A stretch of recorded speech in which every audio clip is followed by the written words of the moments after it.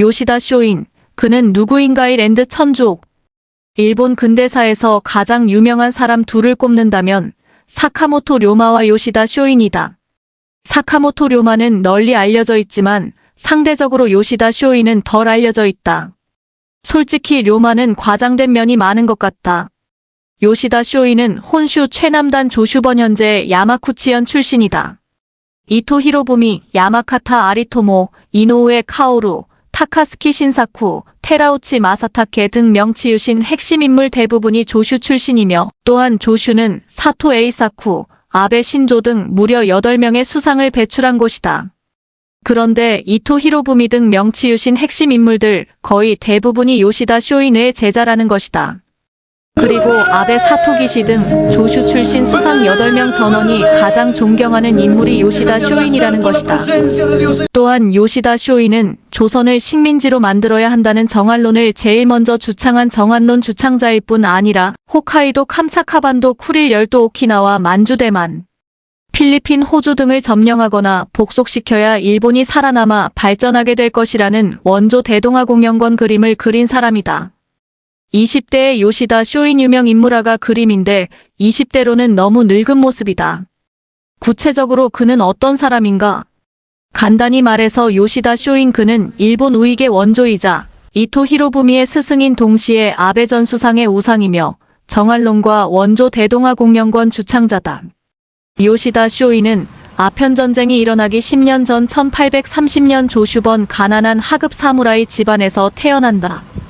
그의 가문은 조상대대로 병학을 가르치는 것이 가업이었다.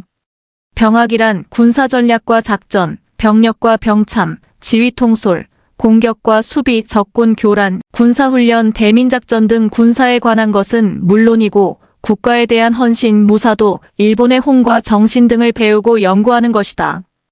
에도 막부 이후 260여 년간 전쟁이 없었지만 사무라이들은 여전히 칼을 차고 다녔다. 그들은 전쟁터에서 이기기 위해서, 가문을 위해서, 다이묘를 위해서, 자신의 명예를 위해서 기꺼이 목숨을 던지는 사무라이 정신을 흠모했다. 그런 흠모 역시 병학의 한 부분이었다.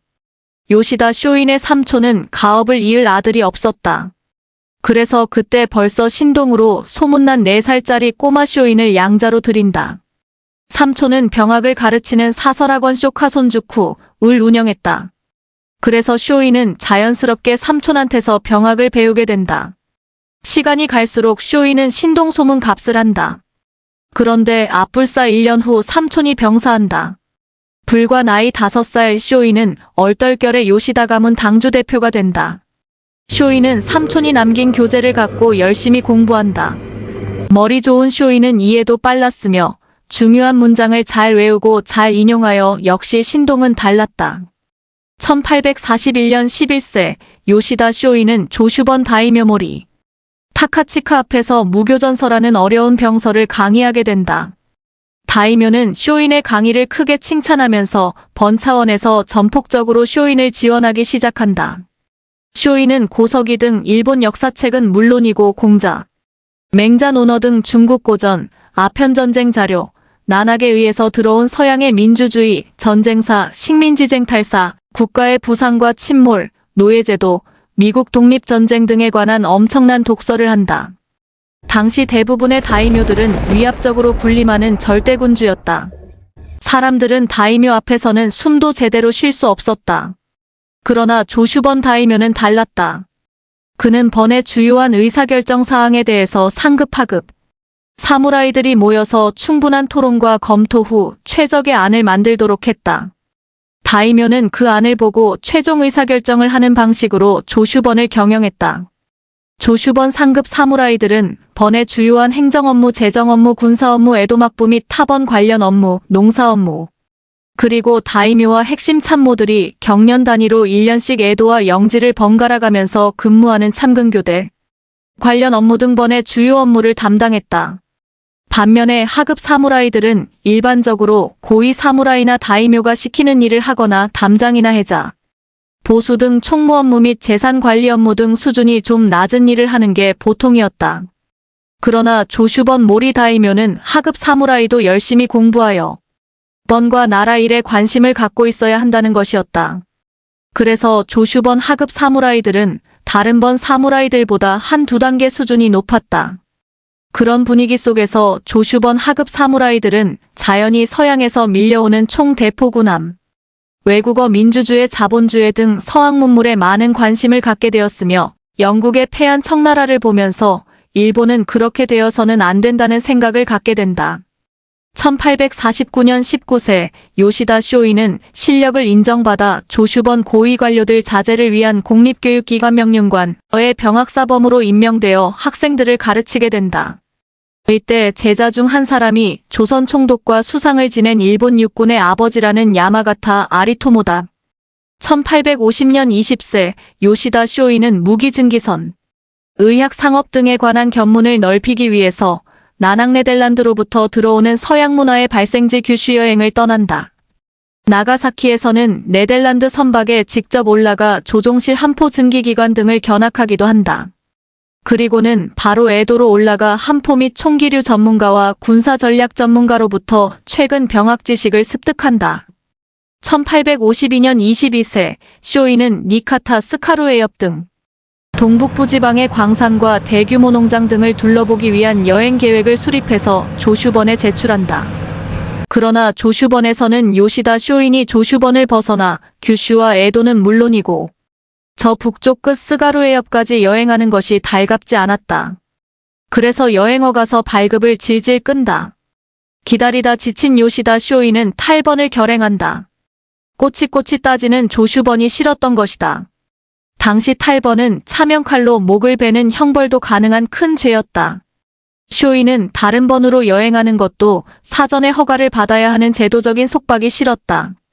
8번 죄인 요시다 쇼이는 자유인이 되어 일본 각지를 여행하며 이름난 학자 지식인 군인 정치가 무역업자 농장주, 광산주 등 다양한 사람들을 만나 일본의 실상, 막부 정치의 실상, 서양 사상, 서양 무기, 서양인들의 행동, 일본 정신, 청나라 동향 등에 대한 새로운 지식을 습득하고 정보를 수집하며 수많은 토론을 한다. 1853년 23세 쇼이는 에도에서 서구 사상의 정통한 사쿠마 쇼잔이라는 유명한 학자를 방문, 그의 문화로 들어간다. 사쿠마 쇼잔은 서양의 강력한 무력에 대책 없이 대들다 청나라처럼 폭망하지 말고 우리 일본은 우선 힘을 길러 서양의 식민지가 되지 않아야 한다. 그러기 위해서는 개국을 해야 한다는 것이었다. 그 얼마 후 어느 날 미국 페리 함장의 흑선이 이끄는 아시아 함대가 에도 입구 시모다항에 나타난다. 스승 사쿠마 쇼장과 제자 요시다 쇼인 두 사람은 직접 에도만에 나가서 흑선 선단을 관찰하는데 그 규모와 위용에 입을 못 다문다. 그런데 요시다 쇼인 외 또 한 사람의 일본 근대사 주요 인물 사카모토 료마도 그때 시모다항에 나가서 페리 함대의 그 어마무시한 위용을 직접 보게 된다. 당시 요시다 쇼인 23세, 사카모토 료마 17세. 계속. 참고사항. 요시다 쇼인, 사카모토 료마, 결국 이 두 사람이 명치유신의 기초를 세우게 되는데 이 두 사람은 각각 29세와 31세의 명치유신 성공을 보지도 못하고 죽는다. 다음 주 요시다 쇼인 스토리는 제법 재미있을 것 같다. 요시다 쇼인, 그는 누구인가이? 1854년 요시다 쇼인 24세. 미 페리 함대가 에도 입구 시모다항에 다시 나타난다. 1년 전에는 전함 4척이었는데 이번에는 7척이다. 모두 증기선. 엄청난 위용이다. 페리 제독은 1년이라는 시간을 충분히 주었으니 이제 미국과 화친 조약을 맺자는 것이다. 에도 막부 전속화가가 그린 페리 함대. 민간에서 그린 페리 함대. 당시 증기선은 석탄 증기로 움직이지만 가끔 고장에 대비하여 돛도 달고 다녔다. 당시 미국은 도시와 가정의 조명용으로 고래기름을 사용했다. 그래서 미국엔 세계 최대 포경선단이 있었다. 한번 출항하면 2-3년 태평양 전체를 돌아다니는 포경선단의 석탄, 식수 및 식료품 조달을 위한 공급기지가 필요했다. 일본이 최적의 위치였다. 페리 함대는 시모다항 입구에 머물며 계속 무언의 압력을 가한다. 가끔 함포 사격 훈련은 천지가 흔들린다. 막부는 고민한다. 미국과 화친 조약을 맺으면 조슈 사스마 등 막부의 앙심을 품은 번들이 들고 일어날 텐데 영국, 네덜란드, 스페인 등 다른 나라의 개항 요구도 만만찮을 텐데 그렇다고 개항을 늦추면 아편전쟁 때 청나라 꼴이 될지도 모른다. 우연인지 필연인지 그때도 요시다 쇼인이 에도에 있었다. 당시 요시다는 하루빨리 에도 막부를 없애고 천황을 중심으로 뭉쳐서 서양 오랑캐를 물리쳐야 한다는 조낭양이 사상에 깊이 매몰되어 있었다. 일본이 청나라처럼 서양 오랑캐들한테 수모를 당하지 않으려면 서양의 새로운 기술과 무기와 국가 경영 시스템을 도입하여 일본을 개혁해야 한다. 시간이 얼마 없다. 제일 좋은 건 나 자신이 미국 등 서양에 직접 가서 그들 나라를 보고 배워야 한다.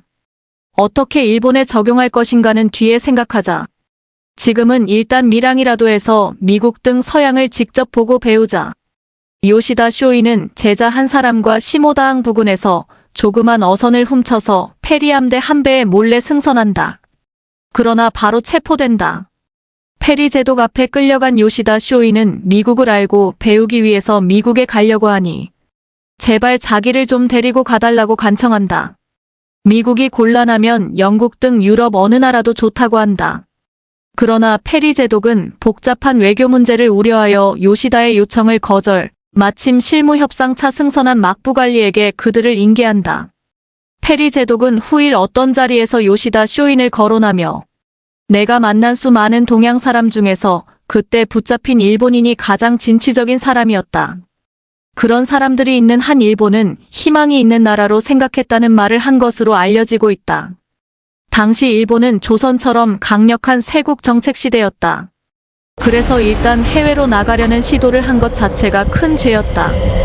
요시다는 미국과 막부가 큰 협상을 하고 있는 중에 불법으로 적군 배를 몰래 올라간 것이다.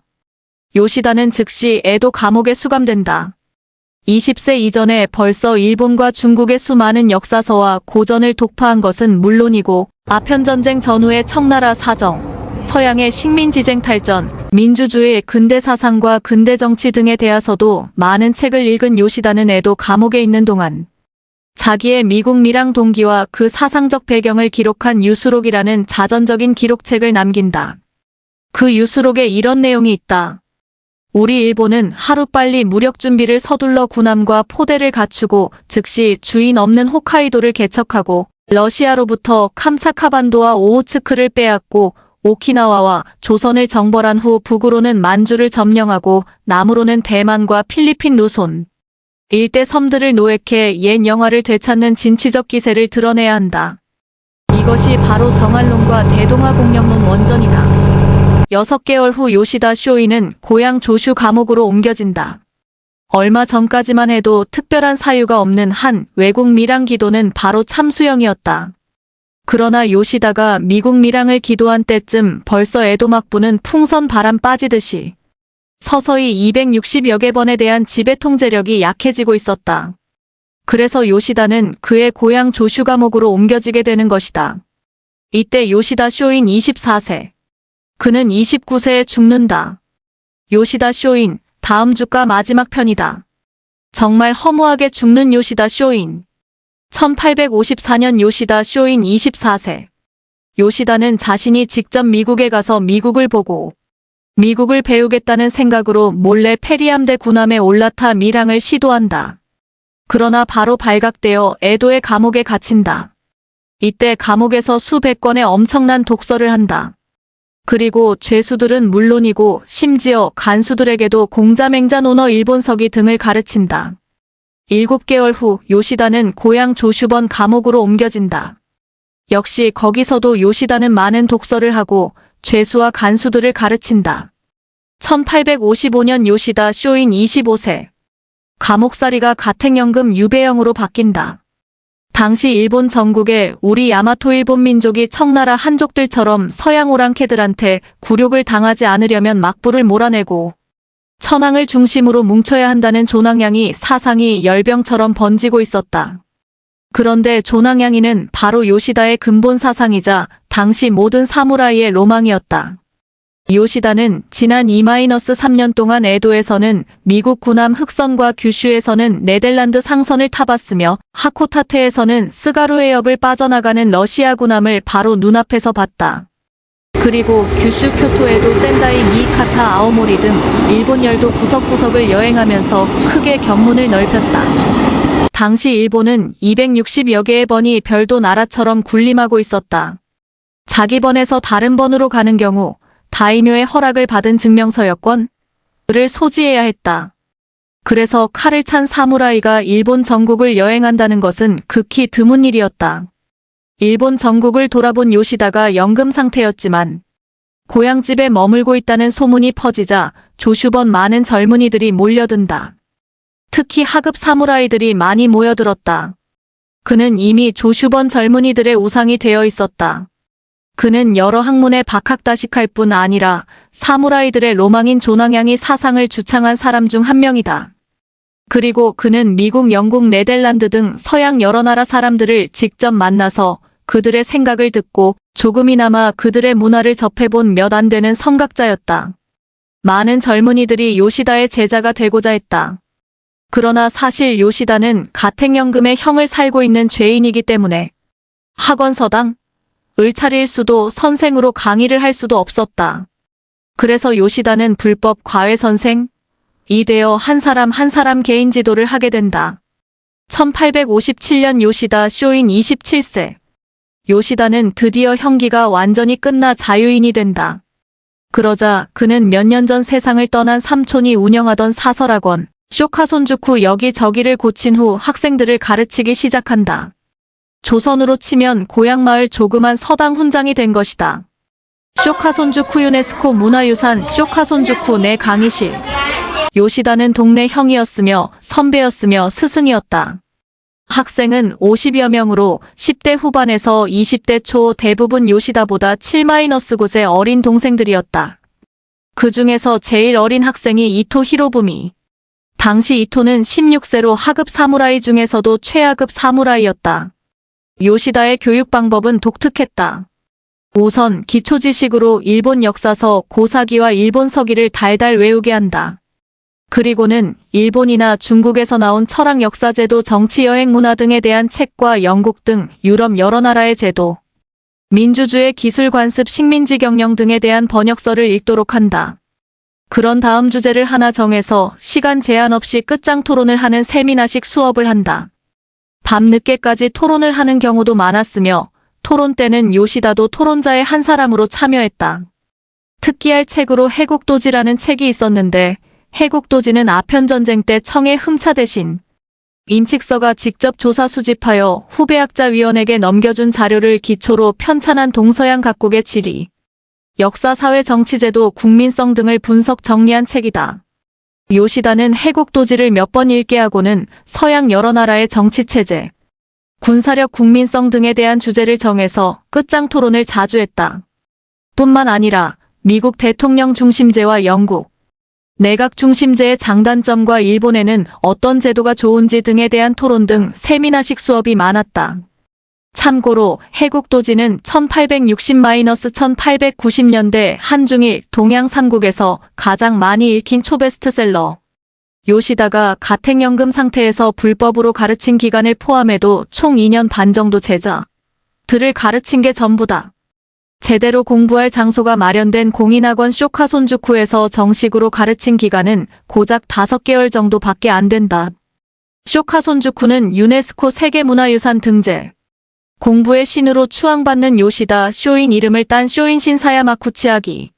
1858년 요시다 쇼인 28세. 에도 막부가 고메이 천황 허락도 받지 않고 일본에 불리한 미일 수호 통상 조약을 체결한다. 엄청난 일이 벌어진 것이다. 일본 열도 전체의 막부를 타도하자는 도막운동이 본격화된다. 오랫동안 에도 막부의 깊은 원한을 품고 있던 조슈번과 사스마번이 특히 심했다. 요시다 쇼인은 조약 체결을 주도한 에도 막부 최고위 관료를 납치하여 천황 앞에 데리고 가서 양의를 맹세하도록 하는 계획을 세운다. 만일 최고위 관료가 그것을 거절하면 바로 죽일 작정이었다. 일종의 테러 업무다. 요시다는 당연히 쇼카손주쿠 제자들이 자기의 요인 납치 및 살해 계획에 동참하리라 생각했다. 그러나 제자들 모두가 그의 테러 업무를 만류할 뿐 아니라 참여를 거부한다. 제자들은 아직 때가 아니라는 것이었다. 요시다는 크게 실망한다. 평소 그는 나라를 위해서라면 언제 죽어도 좋다. 대업을 위해서는 언제라도 내 몸을 불사른다는 신념으로 살아왔다고 자부했다. 그리고 그런 신념을 제자들에게 항상 강조했다. 그런데 제자들 생각은 달랐던 것이다. 요시다의 낙담은 건강을 해칠 정도였다. 에도막부 타도를 외치는 도막 분위기가 일본 열도를 점점 뜨겁게 달군다. 곳곳에서 사무라이들 시위가 일어난다. 그러자 최고 사무라이들로 구성된 막부직속 불손분자 체포조가 대대적으로 불순분자를 체포, 즉결 처형한다. 한마디로 무서운 공안 정국이었다. 걸리면 바로 목이 달아났다. 그런 와중에 어느 날 우메다 운빈이라는 상급 사무라이가 체포된다. 그는 하루빨리 막부를 무너뜨려야 한다는 강한 주장을 서슴지 않는 도막파 핵심 인물이었다. 그런데 그를 신문하는 과정에서 요시다 쇼인을 한 번 만난 것이 나온다. 에도 막부 검찰? 요시다 쇼인을 참고인으로 에도로 소환한다. 요시다는 언젠가 우연히 그를 만나 차를 한잔 했는데 그때 서로 안부를 물은 것 말고 별 다른 말이 없었다는 것을 자세하게 설명한다. 사실이었다. 그렇게 참고인 조사가 끝난다. 별 문제가 없었다. 내일이면 조슈로 돌아간다. 그런데 다음날 아침 요시다 쇼인은 신문관이 묻지도 않은 자신의 막부 타도 계획을 폭로한다. 미이라 친조약 체결을 주도한 에도 막부 최고위 인사를 납치하여 천황 앞에 데리고 가서 막부가 미영 등 서양 오랑캐를 배척하는 양이운동을 강력하게 펼치겠다는 것을 맹세하도록 하되 거절하면 죽인다는 구체적인 계획을 술술 설명한 것이다. 신문관은 엄청난 대열을 낚은 것이다. 요시다는 바로 중죄인이 되어 에도 감옥 감방에 수감된다. 그리고는 바로 재판이 열려 참수형을 언도받는다. 목을 베는 것이다. 1859년 요시다 쇼인 29세. 그해 10월 27일 요시다 쇼인은 목이 잘리는 참수형이 집행된다. 그렇게 허무하게 죽은 것이다. 자신이 발설하지 않았으면 전혀 문제되지도 않을 막부 요인 납치, 강력한 양위활동 협박, 그리고 납치 요인 살해라는 상상 속의 테러 업무 때문에 죽은 것이다. 요시다가 가택연금 중 자기 집에서 개인 교습한 것까지 포함하면 2년 반 동안 가르친 제자는 60-70여 명이다. 그 중에서 정식으로 학원 등록을 하고 쇼카손주쿠에서 가르친 기간은 고작 5개월로 50여 명이다. 그런데 요시다가 가르친 제자 중에는 총리를 4번이나 한 이토, 히로부미 2번 총리를 한 야마카타, 아리토모 외 20여 명의 강료가 배출되었다는 것이다. 그들은 한결같이 요시다 쇼인을 존경하며 그의 제자였다는 것을 자랑한다. 특히 아베 전 수상 등 조슈현재 야마카타현 출신, 현대 정치인들은 한결같이 요시다 쇼인을 광적으로 존경하는 것으로 알려지고 있다. 그리고 요시다 쇼인은 일본 최대 신사인 야스쿠니 신사 최상단에 그 이름이 적혀있을 정도로 근대 일본은 물론이고 현대 일본에서도 가장 존경받는 인물로 대우받고 있다는 것이다. 그런데 곰곰이 뜯어보면 요시다는 당시로는 사고의 폭이 다소 넓은 서당 쇼카손주쿠 선생 정도가 아니었을까 하는 생각이다. 다른 말로 하면 요시다는 1850년대 한창 급변하던 시대를 맞아 좀 나부대는 교육자 정도 이하도 이상도 아니었을까 하는 것이다. 사실 요시다 쇼인은 1850년대 후반 조슈번의 에도 막부 원수갑기 분위기에 편승하여 대책도 없이 조낭양이를 부르짖은 것에 불과했으며 뚜렷한 업적도 학문적 배경이나 이론도 없이 좀 나대는 시골 서당 훈장 정도가 아니었을까 하는 것이다. 마지막으로 요시다 쇼인은 제자들은 물론이고 자기 주위 모든 사람들이 자기의 구국의 결단에 대해서 관심을 갖는 사람이 없자 홧김에 에도 막부 검찰의 막강한 힘을 빌어 간접 자결한 것인지도 모른다. 어쨌든 요시다 쇼인은 정말 그렇게 허무하게 죽는다. 참고로 1859년 요시다 쇼인이 참수되던 그해 조선은 철종 10년으로 안동 김씨 세도 정치가 판을 치던 시절이었다. 일본은 그때 미국이 어떠니 영국이 어떠니 하면서 개국을 고민했으며 요시다 쇼인 제자들을 주축으로 명치유신이 잉태되고 있었다. 그런데 조선 각 지방에서는 탐관오리들이 백성들 고혈을 마구 빨아먹다 보니 크게 작은 밀란이 여기저기서 일어난다. 그 중에서 가장 큰 밀란이 1860년에 일어난 동학난이다. 요시다 쇼인 끝.